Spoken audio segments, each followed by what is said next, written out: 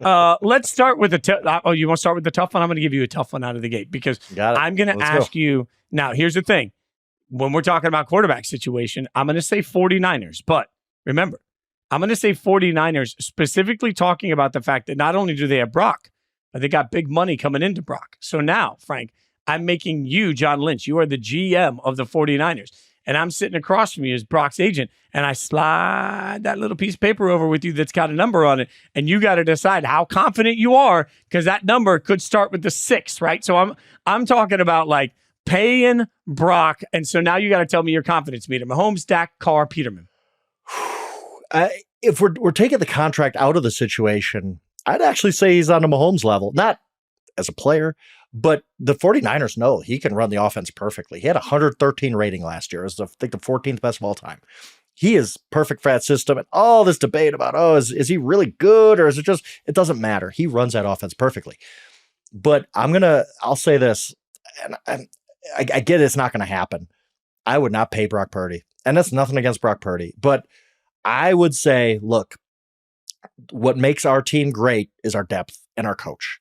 And Kyle Shanahan can take another 3rd, 4th round pick and turn him into the next Brock Purdy. He made Nick Mullins look like a reasonable quarterback for a while. Like Kyle Shanahan is proven.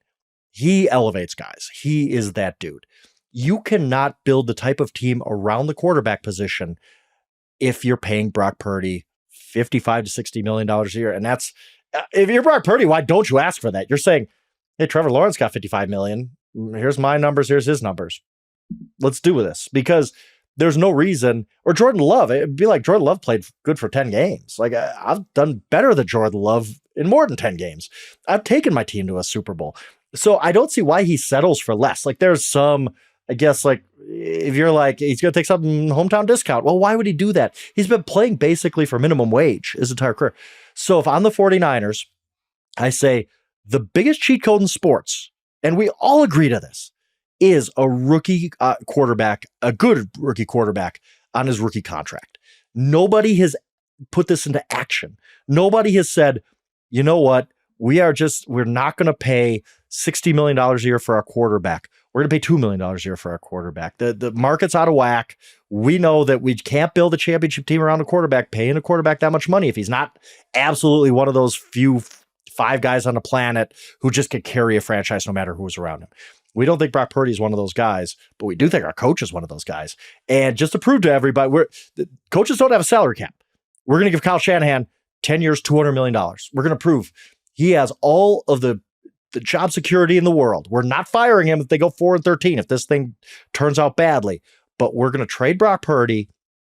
We're going to move in. We're going to maybe draft 2 quarterbacks in the middle rounds. One of them is going to hit.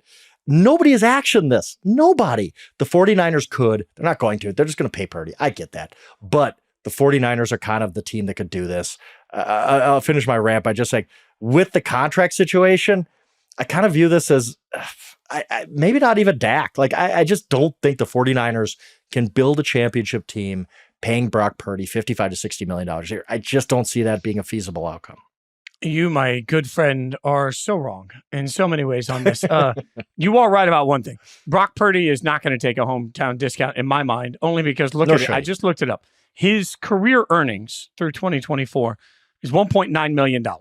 Career earnings. This year, he's going to make just under $1 million. Yeah. So he's going to get to the spot where in his career by the end of this season, he's made a total of about $3 million. That's not the guy that's like desperate to take a discount on a contract. Now, to me, instead of looking at the actual number, we got to look at the number above what the number should be before we really freak out. So let's say Brock comes in and they decide they want to pay him $55 million a year. Would people be more comfortable with 45? Yes. I think if you told the average fan that Brock got 45 a year or 40 a year, the average fan would say, okay, that's fair. He's taking a team discount. So I'm not looking at the number as 55, if that's what he gets. I'm looking at the number in that situation as 15. You overpaid your quarterback by $15 million. How big a deal in the modern salary cap era is $15 million? It's okay. Like, to me, let me ask you. I'm going to ask you this. I want to frame it this way. Let's say the 49ers just said, we're done with you, Brock Purdy. You're a free agent. Okay. And your Las Vegas Raiders came and said, wow, Brock Purdy's available. We're going to give him $240 million over the next 4 years. Would you be excited about that?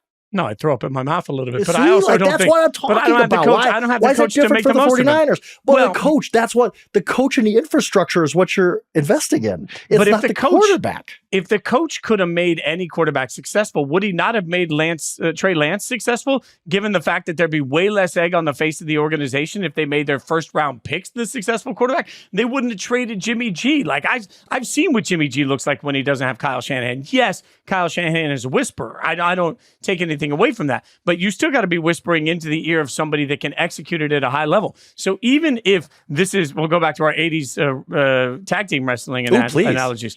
Even if this is the Rockers, right? And like one person is Marty Jannetty and barely belongs, and the other person is Shawn Michaels and is like an absolute superstar. Like Shawn Michaels is Kyle Shanahan, and in this position, Brock Purdy is Marty Jannetty, and nobody really remembers where Marty Jannetty ended up. But right now, together, they make a dynamic tag team that can win a lot of matches. So I think you pay a little bit more because you got the guy that hears the guy and can execute what the guy that is the guy wants. I get that. By the way, Marty Jannetty, Dark Side of the Ring episode, he is bananas. Absolutely awesome. Go watch that. Anybody out there. Dark Side of the Ring is amazing, by the way.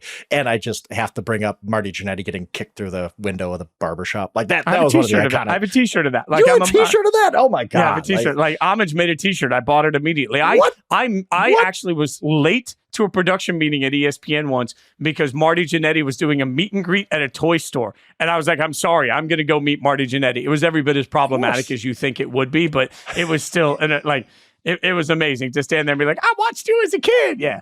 By the way, producer John is throwing up in his mouth right now at how long we're going here. But I will say that John's like, stop with the 80s wrestling. Goodness, God. Can we not? We just need to do a podcast on You're welcome, the British Bulldogs and the Rock and Roll Express someday. But anyway, 49ers, I wouldn't pay Brock Purdy, but I know that's not realistic. So he's going to get paid. And once he gets paid, it's not Mahomes. It might not even be Dak, but I guess I got to put him in there because he just played so well. He runs his offense incredibly efficiently. I'm giving his confidence meter rating because this is like Tony Reali. I can just make things up. I'm making him a Mac. It's a little bit of Mahomes, a little bit of Dak once he gets paid. For me, I think it's rock solid. I think the organization's doing the right thing. It's a smart thing, so I'd go Mahomes.